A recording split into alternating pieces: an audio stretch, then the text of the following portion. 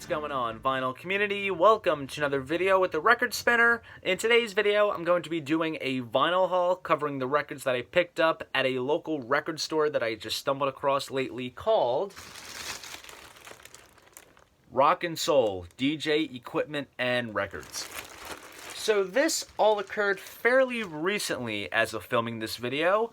On Saturday, March 9th, the girlfriend and I went up to New York City for a day, mainly to check out the musical Be More Chill, which was very entertaining and humorous.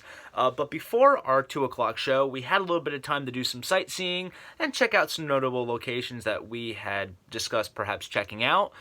So we found ourselves in the garment district of the city, which was on West 37th Street. And the first place that we went to was a place called Mood Fabrics. They do a little bit of stuff for Project Runway. The girlfriend is a big fan of the show, so she really wanted to check it out. Very cool spot to see. All kinds of wooden spools with different types of fabric and such. Honestly, for myself, I don't watch the show, but it was very, very cool to see. But as we were leaving the store, I just went on the Maps app on my phone and just searched up record stores near me just to see what was there. And oddly enough, just a couple blocks up from where we were at the fabric store was a store called Rock and Soul. And I did not really hear too much about this store in the past. I didn't really do any research in terms of like record stores that were in the area. It was just kind of like we'll play the day by ear and see what happens. And so I did not really have any preconceived notions on what to expect in terms of the selection and what they offered. It was just like, all right, there's a record store up there. Let's check it out and see what happens. I mean, I kind of had the idea in my head of maybe just buying an album there to, you know, remember the day or have like some sort of memento by, I mean, alongside the memories. But this record store visit truly set a standard for me personally. If you live in the New York area and you have not checked out this store, or if you're ever visiting the New York area, I do recommend checking this store out. Their selection of vinyl is absolutely fantastic, especially with new vinyl. Pretty much every artist I could think of was there, and all kinds of different types of albums and just stuff that you generally would not see at a regular, you know, chain store that sells vinyl. And just aside from the vinyl aspect, I mean, they had all kinds of different turntables, turntable accessories like cartridges, and all kinds of DJ equipment. So aside from the collector, it also pleases, you know, the DJ guys as well that are into doing the DJ style with records and turntables instead of the digital route that a lot of people go after these days. And I would say the biggest shock factor was the amount of record store day leftovers. You know, I'm thumbing across, you know, David Bowie, Ramones, and Doors record store day releases and thinking to myself, why in the hell has this not been snagged by the flippers and trying to make a quick buck off of it? It was just crazy to see literally an entire section of record store day leftovers under one roof. It was just absolutely crazy to see. And you're going to see a photo right now. This picture was just taken candidly by my girlfriend, and this was not a recreated shot. That was my literal expression seeing this stuff within a store and an abundance of copies of. So it was just absolutely crazy. And because of all this excitement that was brewing on in my head from this excellent record store that I, you know, just stumbled across, I did a little bit of damage.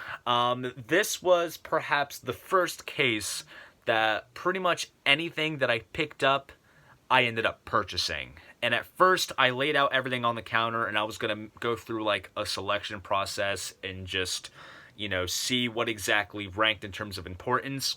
But literally, my mind was so scrambled that I was like, you know what? I am leaving with everything. And the staff was very, very generous and very warming. And I definitely want to go back there, and who knows, maybe I can do a vlog there. We'll see later on down the road. But enough of the chit-chat, let's jump into what this video is all about. So I kind of sequenced this in the way that I picked up the albums. Like the first one I'm going to show is the first one that I picked up, and then so on. So when I walked into the store, on the right-hand side, there was some newer titles that had just come out. New releases and just stuff that had been kind of come out within the last month or two. And this was the first one that popped up in, my consciousness. This was the one that I was like, ooh, check this out. I was aware that this had come out, but I had just never seen it up close in person. And after a while, I was like, you know what? Maybe I'll leave with this. And it just turned out that I did. So the first album I'm going to show is David Bowie, Outside. This is an album which came out first back in 1995. This was supposed to be the first of 3 albums in the Outside trilogy, basically taking place in a sort of I don't know if you can say post-apocalyptic new millennium type of environment where, murder is kind of an art form and it's an underground thing. The concept alone is just absolutely fascinating to me, and this album has always been of extreme interest in my eyes. And there are some decent tracks on this before I've even given this album a full listen, such as The Heart's Filthy Lesson, Hello Space Boy, Strangers When We Meet. One of my favorite tracks on here is The Motel. I just love the vibe of that song. Just absolutely fascinating. This was put out by a label called Friday Music. They have licensed a couple of later period Bowie albums, and they've been doing these on a bunch of different colors of vinyl. The album comes in a really, really nice deluxe triple gatefold sleeve with the lyrics and photos to go with the narrative of the album. There's Bowie representing Nathan Adler, which is like the main protagonist in the narrative of the album. And the album is pressed on kind of clear green vinyl with like blue blobs, for lack of a better term. This is a beautifully pressed album. This was done at RTI. It was mastered by Ron McMaster, so I am very curious to see how this sounds. So far, from what I've read in terms of reviews, I've seen very good things regarding it. And here is the other record as well, which kind of looks more or less the same, except for the label, which looks really, really great. And yeah, like I said, this is an album I've always been interested in terms of the concept and also the style of the album as well. With this album, Bowie got reconnected with Brian Eno of Roxy Music, and of course you Bowie freaks know that Bowie's contributions with Eno is responsible for the albums in the Berlin trilogy, Low, Heroes, and Lodger, and I am a huge fan of that period of Bowie's, so I have no doubts in mind that I am going to be a huge fan of this album. So that's my first pick, David Bowie's Outside. And up next was a big hole that I filled in my Aerosmith collection. They had a couple copies of this, and I just picked out the best one in the best condition. This is Night in the Ruts. So this album was done in a very tumultuous time. Joe Perry was essentially pretty much had his foot out of the door in terms of the band. He had just left, I think, right around the time this came out. Kind of a disjointed recording effort, but personally, you do get some fantastic songs on this. You get No Surprise, 3 Mile Smile, Reefer Head Woman, the cover of Remember Walking in the Sand, Mia. I mean, this is a very, very nice, late 70s rock and Aerosmith album.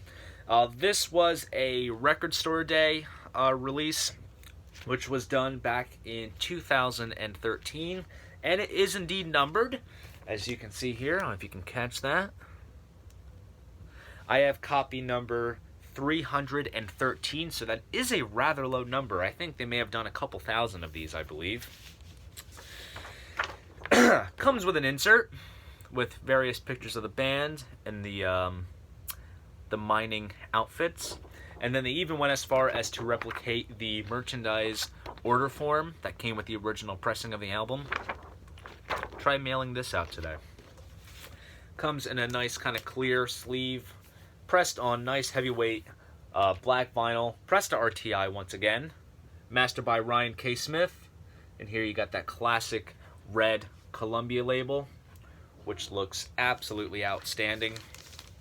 And yeah, this is an album that's just, like I said, this is a gap. I pretty much have the rest of the Columbia Records Aerosmith catalog, except for this. Definitely a hole that I was very happy to fill. Aerosmith Night in the Ruts. And up next is yet another gap in my Alice Cooper collection. This is Lacin' Whiskey. This came out back in 1977. Kind of has a little bit of a gangster western sort of type of, theme to it. You got songs like It's Hot Tonight and the hit You and Me. This is the recent reissue that was done for Rhino's Rocktober campaign in 2018. This comes with an insert, which has the credits on this side. And then you got Alice looking all thuggish there. And this right here is pressed on a very aptly colored whiskey brown vinyl. And you got the custom label there. Really nice. So as of right now, in terms of the Rhino reissues that they've done for the Alice Cooper catalog, I'm pretty much all set. They just have to do Schools Out and Muscle of Love, and then everything is complete. But I am very, very excited to give this album a spin. And also these, like I've said before when I did my video on the Alice Cooper reissues, they are just really, really fun to collect. And I'm very glad that I snagged one that I was really looking hard for. Alice Cooper, Lacin' Whiskey. And up next is another album that I have been eyeing on getting for the longest time. And they had a sealed copy there, and it was the pressing that I was looking for. They just did a 50th anniversary version for this album, I want to say around last year, but this version here is more unique for reasons that I'll get into. This is the Rolling Stones, Beggar's Banquet. After the psychedelic fiasco of their Satanic Majesty's Request, they went back to their roots with this particular album here, and an absolutely amazing album it is. You got Street Fighting Man and Sympathy for the Devil and all kinds of other great Stones tracks. Absolutely great stuff. Comes with the original Bathroom album cover, which initially in the US that was deemed offensive, and then it got replaced with the white cover, like the RSVP cover with the cursive writing. You have a gatefold sleeve here, which features the band at the Beggar's Banquet, I guess you could say. And the reason why I went after this particular version, which I believe came out a couple years ago, I want to say, is because it is pressed on a very nice piece of clear vinyl. And I have to say, this is perhaps the clearest vinyl that I've ever seen in my life.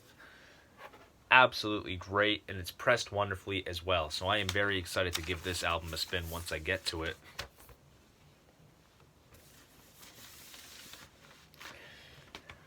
And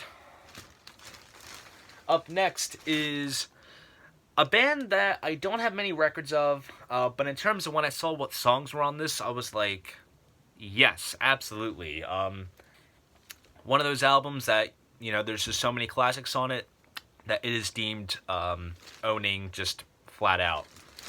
This is the debut album from Lynyrd Skynyrd, and the album is called Pronounce Lynyrd Skynyrd. Right off the bat, Tuesday's Gone, Give Me 3 Steps, Simple Man, Freebird. There you go. This was an automatic must-have for me, and also I really want to get into Skynyrd a lot more. I already have Street Survivors, I have the Mo-Fi Silver Label pressing of that, and I figured I'd go to this one as well. Comes in a gatefold sleeve, various pictures of the bands, and lyrics to the songs. There's the back cover there, pack of smokes. And then the record is pressed on the Rainbow MCA label, which is very, very nice. And yes, absolutely excited to give this album a spin, and definitely looking to expand my Lynyrd Skynyrd collection. And now we are on to the last record of this haul. This is an just a absolute heavy metal classic. Shockingly enough, I did not have this album until now. I had the follow-up album, and that was kind of it for this particular vocalist of one of the heavy metal pioneers. And I'm sure you're probably guessing what I'm talking about. Ozzy Osbourne, Blizzard of Oz. An absolutely fantastic solo effort from the original vocalist of Black Sabbath. You got Crazy Train, of course, absolute staple, Mr. Crowley, I Don't Know, Goodbye to Romance, Suicide Solution, Steal Away the Night. This is just a fantastic solo album from Ozzy. And it's a shame, too, I must say. This album and Diary of a Madman are the only two Ozzy solo albums to be, like, reissued on vinyl. And he is definitely worthy of getting a reissue of the catalog. Comes in a printed inner sleeve. So it says Ozzy Osbourne, Blizzard of Oz on this side. And then we have all the lyrics to the songs. Gotta be very, very careful taking this out because I don't want to scuff it. Comes on nice black vinyl. Comes on the Jet Records label there, which is really awesome. And yeah, honestly, I am very, very happy that that I snagged this when I did, and it was definitely a much-needed album in my collection. And I really do love this album alone, and I just really, really wanted a vinyl copy in, and I figured I saw it at the store, and might as well be a prime time to snag it up. So there you go. That is my little vinyl haul of the records that I got at Rock and Soul Records in New York City. Like I said before, if you have not checked this store out, and if you're in the area and you've never visited it, please go ahead and do so. It is a absolutely fantastic store. You will not be disappointed. If you enjoyed this video, please give it a like and subscribe to the channel. See you guys in the next video, and most importantly, keep the record spinning.